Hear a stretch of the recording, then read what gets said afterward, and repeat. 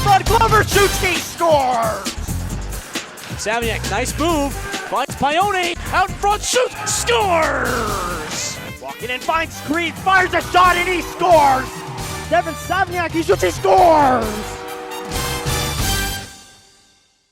Hello and welcome back to episode 5 of Gradscast Connor finished, joined by Tyler Sear, and we have a very special guest on this week's episode, number 5 for number 5, Nathan Hargest. How are you today? I'm doing all right. Excited to be on here. You got called out by Matthew Roy. How do you feel? I feel honored.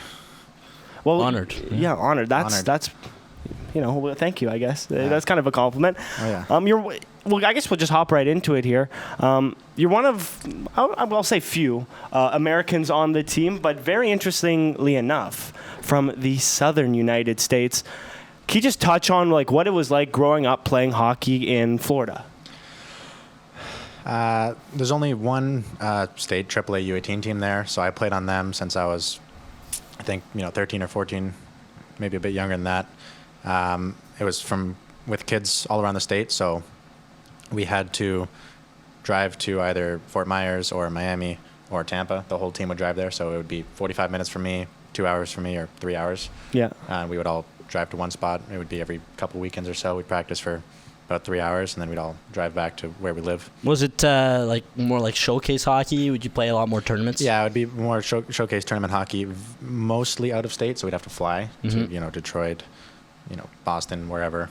In January, there'd be a couple events in Florida, but most of it was out of state, and we had to fly to games. So obviously being from Florida and all that, you're living here, you're building here, what's probably the biggest difference between, Canada and Florida other than the temperature?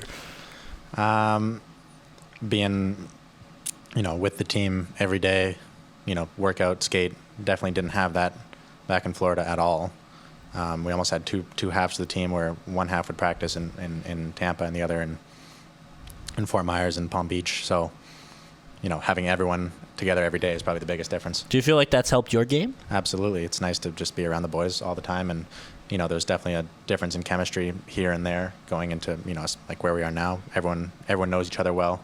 Everyone's got a lot of chemistry, so. Yeah, well, with everyone centralized like it is here, it sounds a lot different than what you're describing. It's unbelievable. Where everyone's everywhere, so it must be nice to, have a very different sense of camaraderie here.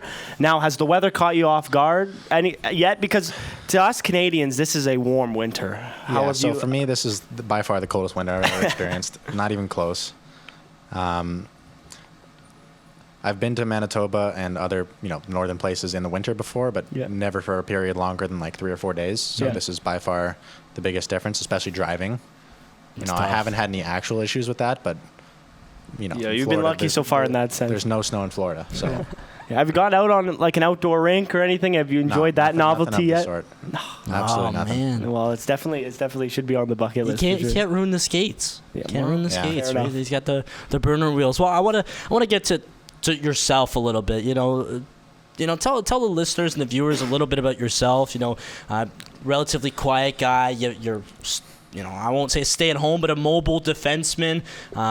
Just one of the guys, and you are one of those guys that helped lock down the success of this hockey team in terms of being on the blue line and staying strong. So maybe tell the listeners just a little bit about yourself in the sense that things they wouldn't know.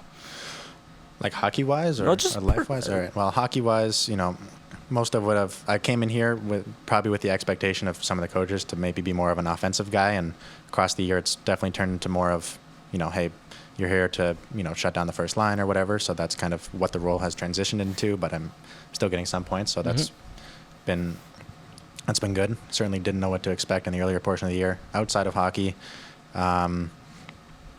mostly, finance and that kind of stuff is what I'm interested in and what I spend most of my time doing. It's what my dad did. So, wake up in the morning and that's what he's doing for most of the day. So I just kind of got into it by him being into it when I was younger. And, it's just what I do most of the time outside of hockey. That's just something I've always been interested in, and something my family, my mom and dad both did for most of the time when I was younger. They retired, I think 11 years ago at this point, but that's still most of what I talk to them about when I'm on calls or whatever. It's just, hey, what are you looking at in the market? So that's what I'll call them after a game, and that's what we'll talk about sometimes. Obviously after, hey, how'd you do? The normal stuff. But then straight to business, after you get to that, and then you'll get onto the other stuff. Yeah. Now you mentioned your dad there. You mentioned before this that he's from Manitoba. Is he who got you into hockey? He is who got me into hockey. When I was a kid, there's like a rink 30 minutes away from our house initially, so he would take me there after school most days, and I'd skate there.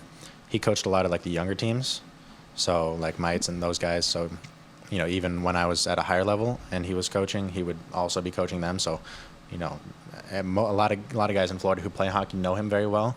You go to a Lightning game, there'll be like 10 guys who come up to him and be like, he'll know them and they'll know him, but I won't know him. Very social guy. Oh yeah, very social guy.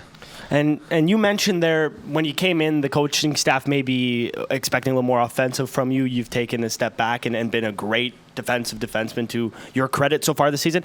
How would you describe your game in your own words?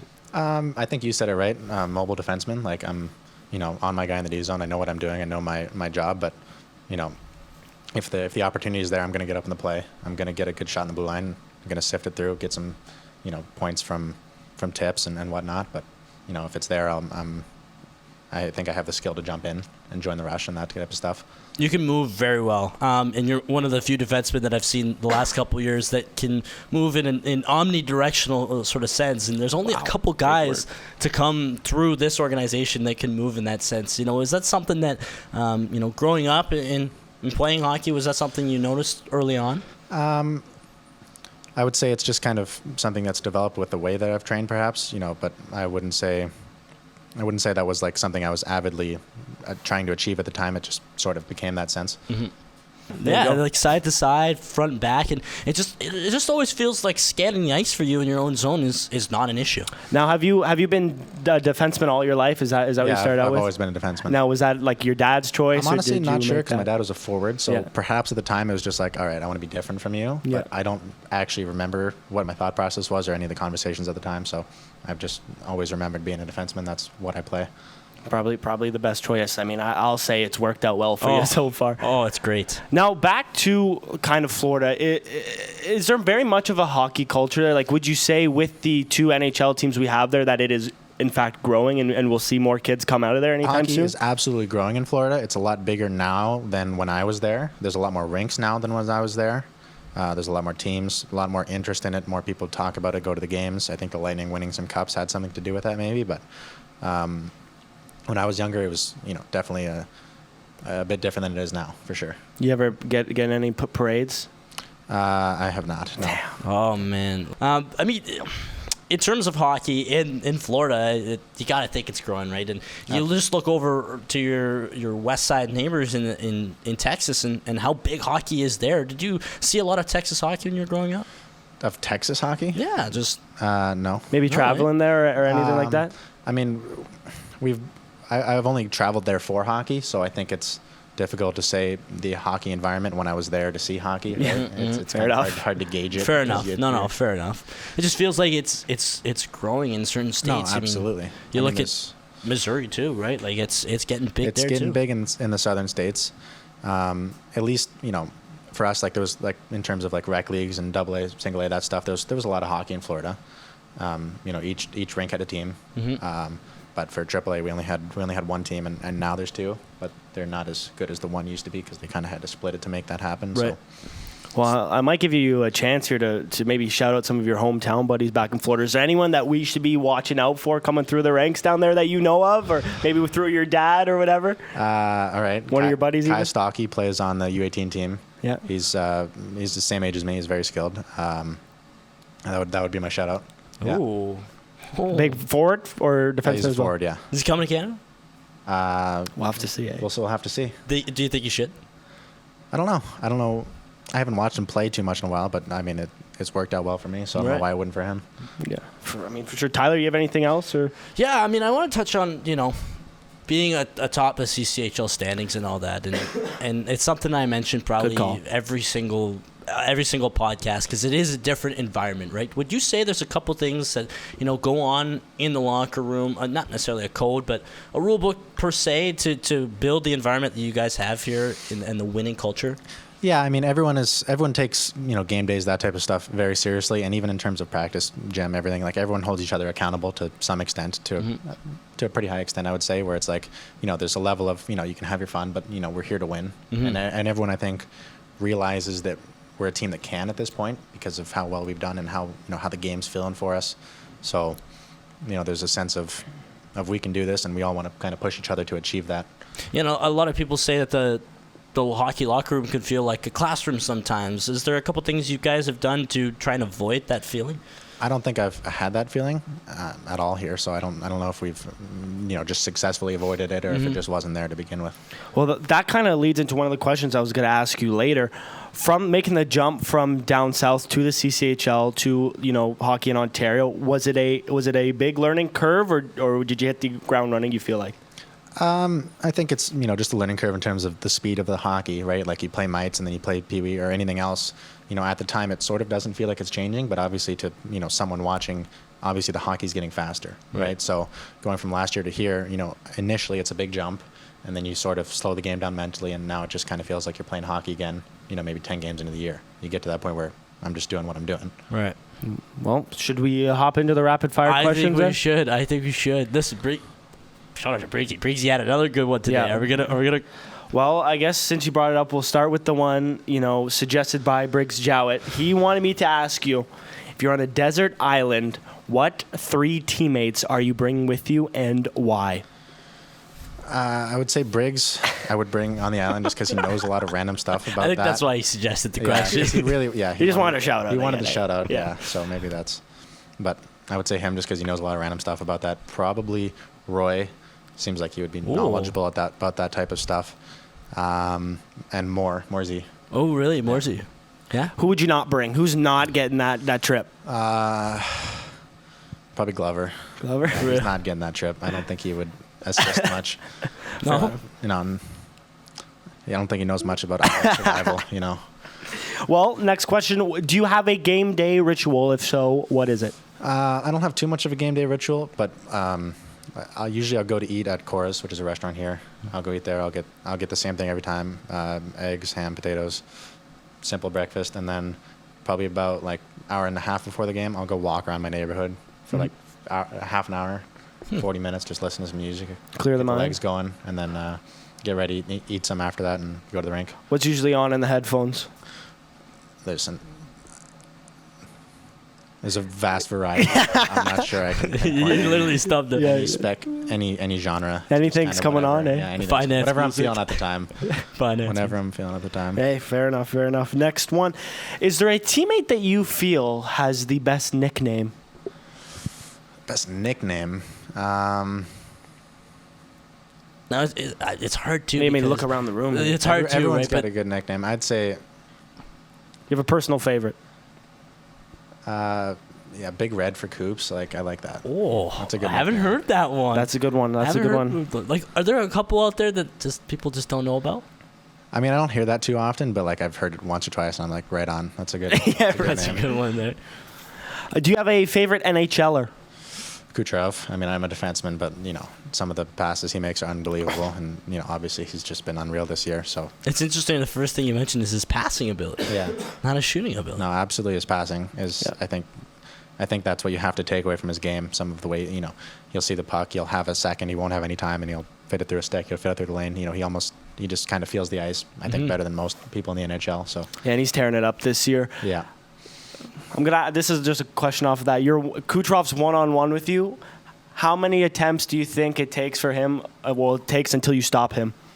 If you're one-on-one with Kuch, do you have a shot? Are you backing yourself? Like one-on-one from where? Give me just like one-on-one, he starts. Red line. He starts at the red line going one-on-one with you. Yeah.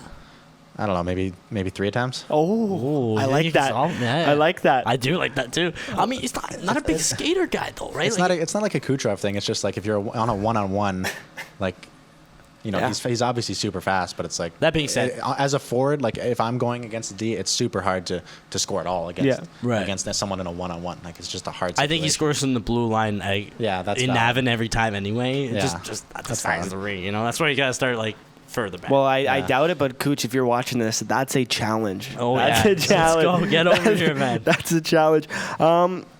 This is the only recurring question on every podcast we had. You could take 4 people to dinner, dead or alive. Who's at the table? There's been some crazy answers. Yep. Crazy So don't answers. feel free to say anybody All right. you want. Oh God. All right. Okay. So I'll say Larry David first. Larry David, good shout. Yeah, love him. Maybe Sam Altman. I haven't. Okay, Sam Altman, yeah, a Kinda little, wanna little open AI stuff. Yeah, I kind of want to know what happened on those 3 days when he got fired. And, Yeah. he hired And us. then they It's hired like, him back Whatever and- happened there, yeah. I'd love to ask him that. Maybe for a job too, eh? Yeah, maybe that too. I'm not a big coder, but you know, you can always. You'll shout figure for it that. out. I'll figure it out. Right on. Jensen Huang, maybe. Nvidia. Yep. Similar, you know, type of guy, but like, you know, best in his field. Fourth. It's hard, man. It is hard. This stumps people every time. You got Larry David there for I guess some comic relief. Yeah, Or is what a it, guy. this seems like a very business savvy table Yeah, here. there's stuff you want to know. Exactly. Y'all gonna be playing All right, poker all with right, I'll cigars, say- eh? And anyway, yeah, okay. I'll say Jesse Livermore if anyone knows who that is. But you know, there's a book about him. He traded from like 1900 to 1930, made like an absurd amount of money Oof. from like stocks, like very early on in the game. Listen, this So guy I'd is love smart. to know like what actually like you know how did that actually play out, but what it was like at that time too, I suppose. So very very business savvy table. I like it. Straight to business. We're not messing around here. Is it kind of like would you see yourself on like Wall Street eventually at one point? No. I have no idea, but that's what I'm currently interested in. So Yep. that's Yeah. who I would currently pick. Yeah, I like that. Do you have a teammate that you think you would hate to play against? Play against? Yes. There's some interesting answers to this question. It could be skill wise. It could be because he just will chirp you all game and get under your skin. It could be for I'd say whatever reason. Yeah, I mean, Sebi Johnson probably. Really? I'd pick him. And why? He's just like absolute workhorse. Like he's on practice like later than ever. You know, he's just a guy he tries really hard. Like Yeah. he cares about the game. So I'd probably that'd be my Sebi pick. Johnson. Walked into the building today and Sebi Johnson was just heckling Kinger the whole time as Kinger couldn't score, and I'm heckling Kinger too because he can't score, and Sebi just comes in and just buries it. Buddy's working hard. Oh yeah. Hard worker. Final question: what is your favorite hockey memory?